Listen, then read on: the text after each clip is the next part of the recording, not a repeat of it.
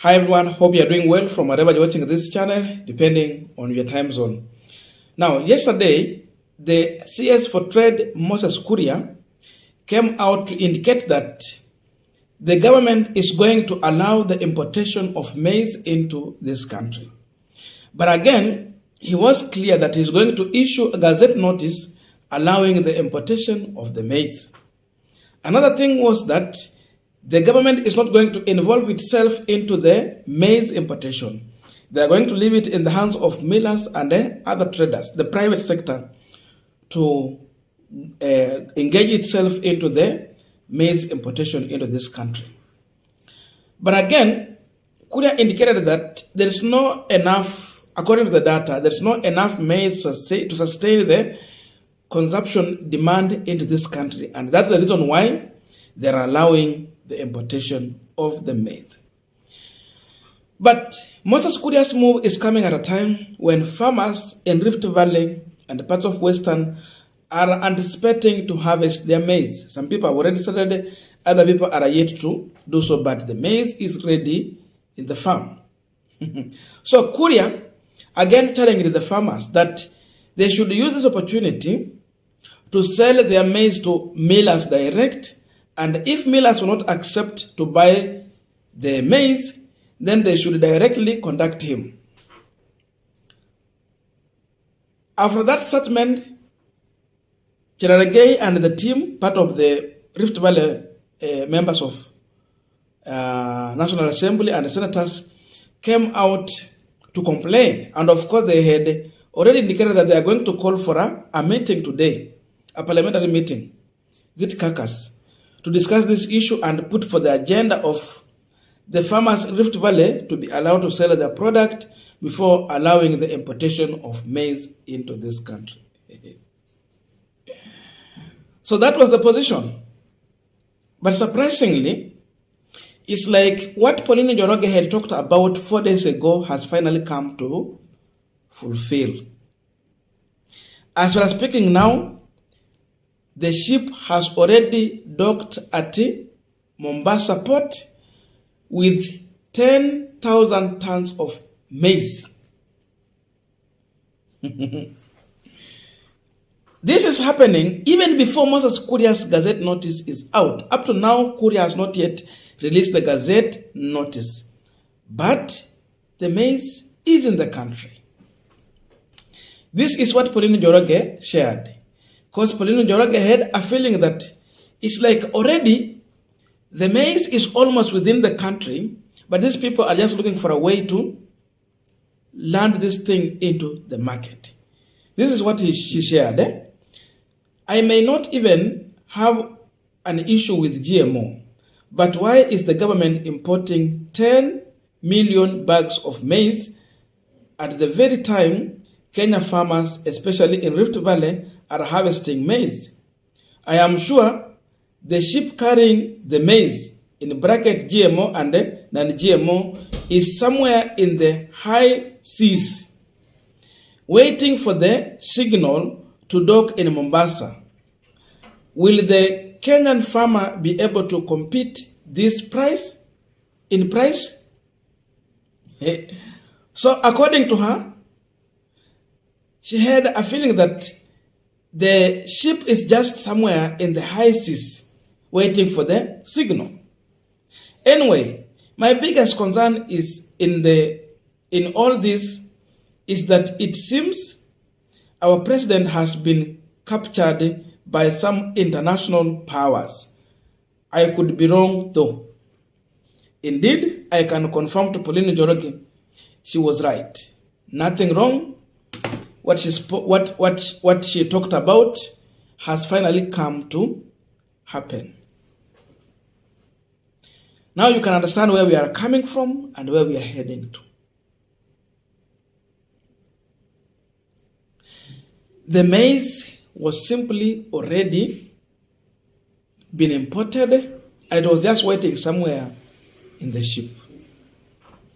We are continuing with the panel discussion, but just a quick request for those who are watching and they are yet subscribed, please consider subscribing. Returning subscribers, thank you so much. And everyone who's watching this video, please give our video a thumbs up. Thank you, and back to a discussion. Now, the reality of the matter is finally here. We can understand where William Ruto government is coming from and where they are heading to. What we are not sure is if the maize that has docked today in Mombasa is GMO or not. If this maize is not GMO maize, we assume it's just organic, like what we have been farming here in this country, then I can tell you the person who is going to suffer the most, it is the farmer in Rift Valley. Because already the market is going to be flooded with enough maize. That alone, it means they have to lower the price so that they can sell their product.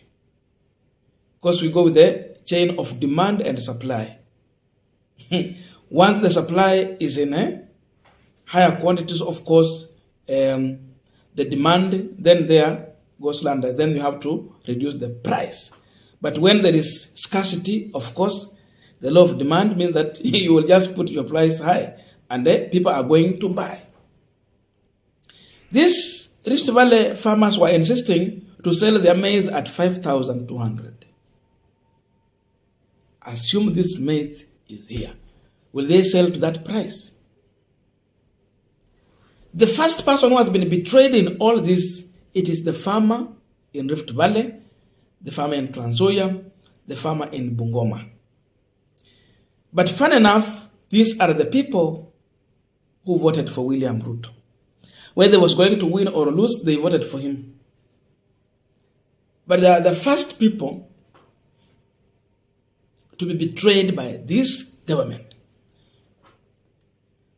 Because what the government was supposed to do is to import maize once they realize that we are heading to a situation where we might have scarcity. But people are just harvesting now. They are ready to sell their product, but you bring in the maize. It means indeed Ruto might be working on the issue of making the maize affordable in the market for consumer, but at expense of the farmer. Production of maize here is very expensive, from fertilizer, tilling land, plowing, harvesting, all those. This is where we are as of now. But if this product is a GMO product, then Kenyans are here to suffer. A product that has been genetically modified. Sasa wewe fikiria unauziwa a product mahindi ambayo hata even weaves zimeogopa kukula. Haiozi. It grows within a short time. It withstands the drought season. Genetically modified. Cells have been modified to behave in a certain way. Even the size of the maize, they grow in bumper. So quantity is very high. That is what the government is bringing to you to consume. Now, once you start taking such kind of food, then tell me how the cells in the body are going to react on a product that has been modified so that it can increase. Tell me how your body is going to react on such abnormal food in your blood. Is it not another way of opening a wider door for cancer cases in this country? Is this government caring about the welfareness, the well-being of the citizens in this country? Wanajali maslahi yako kweli? Or they are in the business of taking care of the interest of the people from elsewhere? And that's why Pauline Njoroge is talking about the concern about the president being captured by some international powers. Who is the owner of GMO? Why bring it by force even at a time when we have food? People are harvesting now. Whose interest is being taken care of in this country? Why railaodinga was saying that William Ruto has become a puppet of the West. Now, I can confirm and agree with Raila Odinga, indeed, what he was saying, it might be true. Because who approved even this importation? Who approved? Okay, the cabinet talked about the issue of GMO, but it was an outgoing cabinet. That decision was supposed to be thrown away. But again, who approved? Which cabinet discussed? Who approved? Where was the Gazette notice? Is this government bringing in illegal product into our market? What about the protection of consumer? What about the protection of the farmer in this country? This is where we are now. I don't know what's your view on this, but I can see wakulima wa Rift Valley wamefinywa. Wakulima wa Trans Nzoia, wakulima wa Bungoma wamefinywa.